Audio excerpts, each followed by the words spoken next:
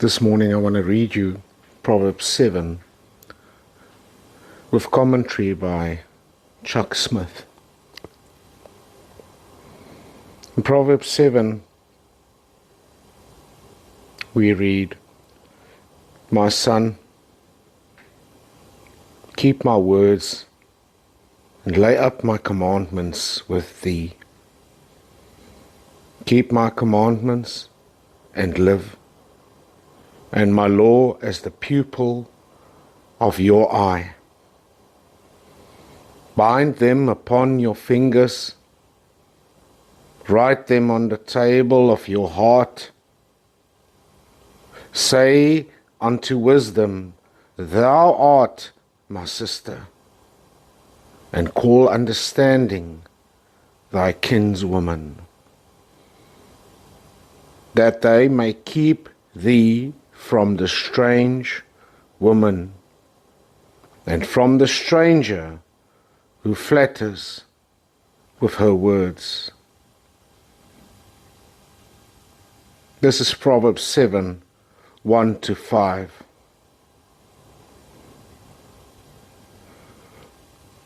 "For at the window of my house I looked through the casement, and I beheld among the simple ones,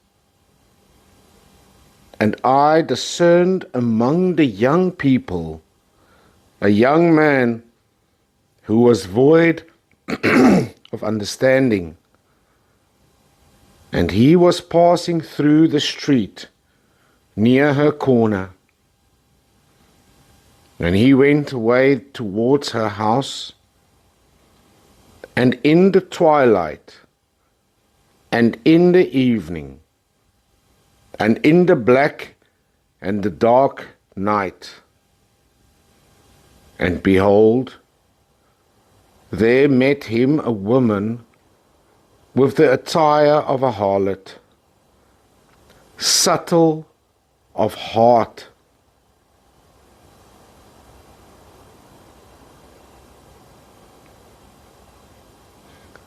She is loud and stubborn, and her feet abide not in her house.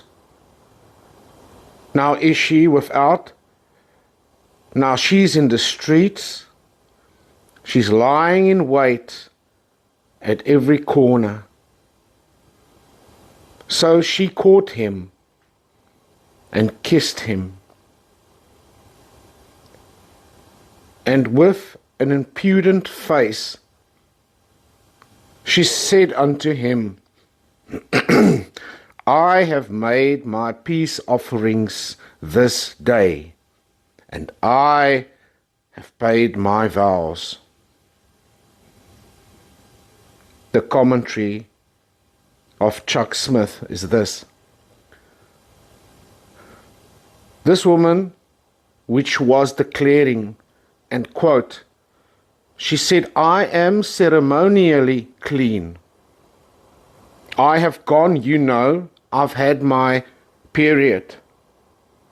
And after the period, a woman was then to bring the peace offering to offer. And now you're ceremoniously clean for sexual relationships." The commentator says here, now this to me is interesting. It is an interesting kind of paradox. Here she is observing the law for purification, following the law. Quote, I've paid my vows, and brought my peace offerings.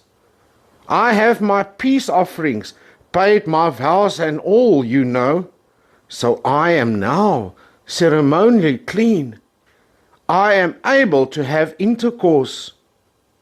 And yet a harlot, seeking to entice a man. And this strange paradox of obedience to the law and yet disobedience to God. And unfortunately, we observe this strange paradox so often. In the religious circles, where somehow we have a weird kind of a twisted judgment, thinking that because I've gone to a church, because I've done my righteous thing, that I have now some kind of license to do the unrighteous thing. And this admixture of light and darkness, walking after the Spirit and trying to live after the flesh, trying to please God and still following the lust of my own flesh.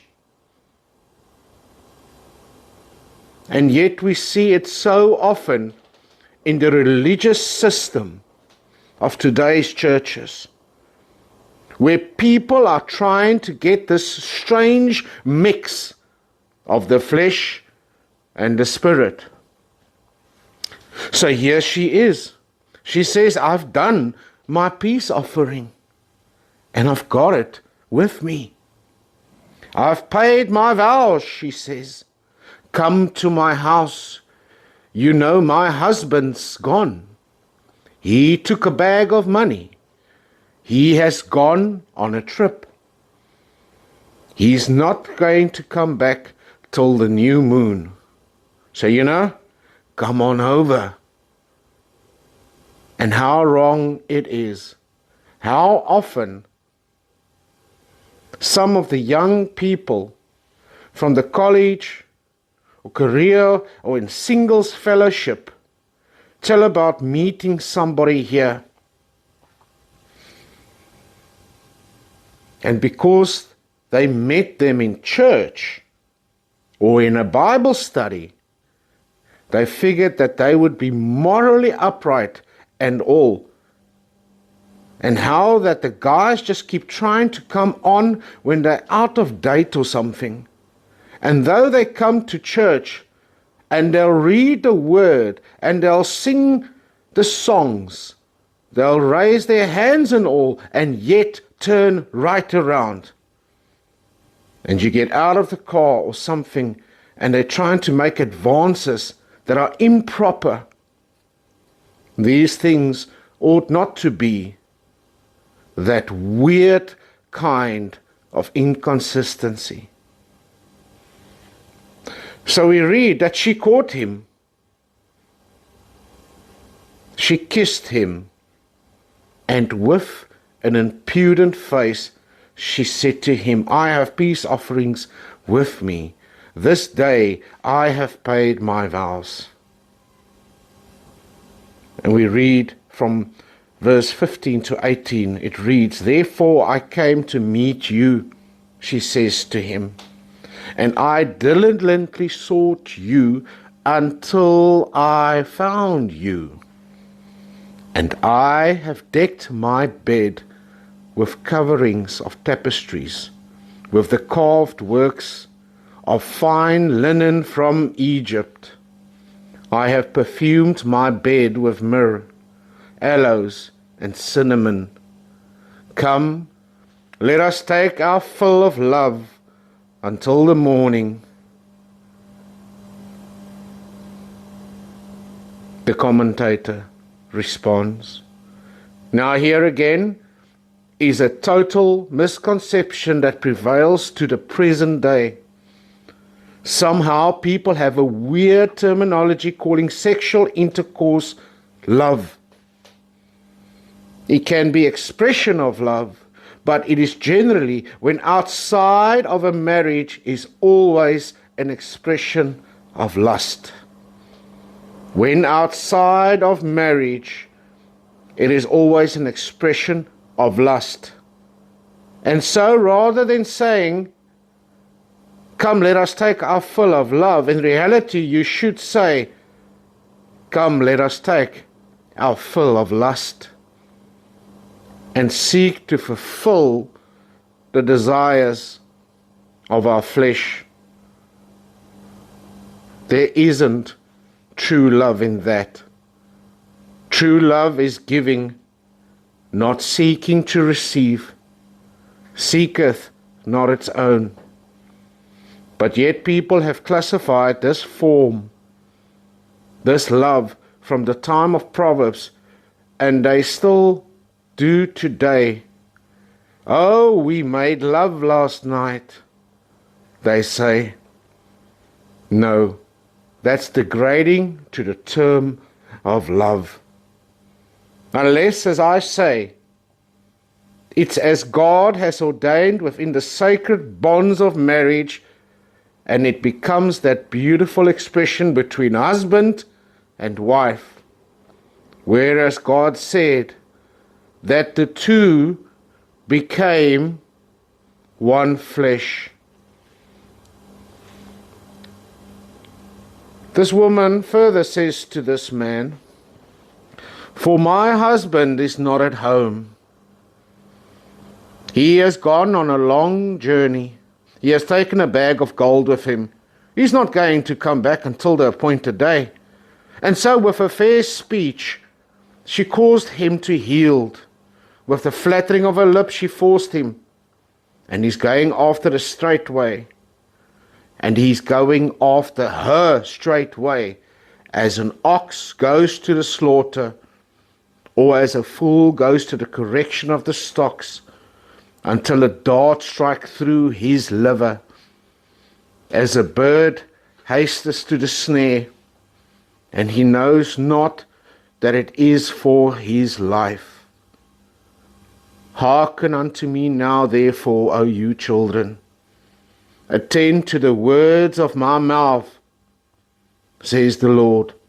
Let not thine heart decline to her ways. Go not astray in her paths.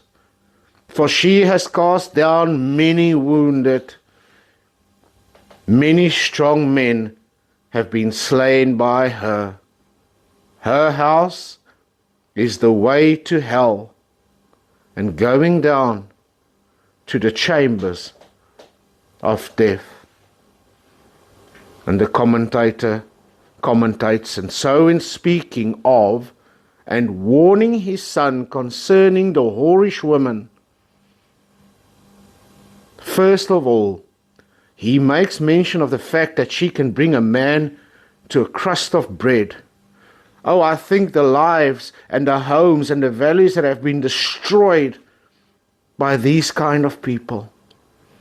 All of the homes that are suffering today because some little girl's flirting in the office, flattering, telling you how smart you are, how strong you are, how macho you are, and you get home and your wife is maybe saying, "Why don't you ever want to do anything?"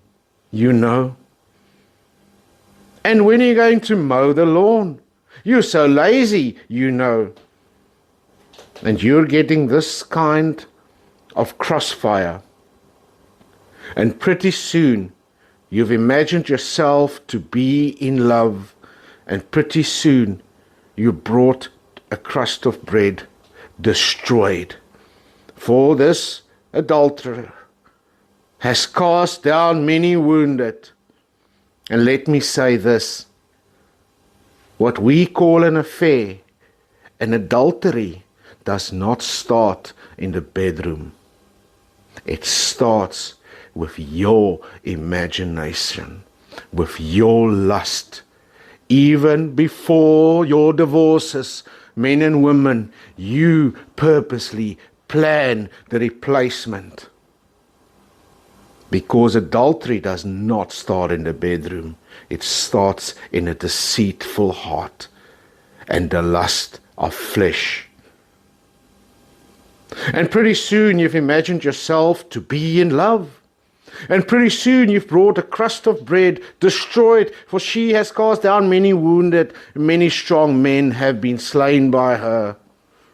O God, I think of the many strong men who have been slain by the weakness of their own flesh, and her house is the way to hell.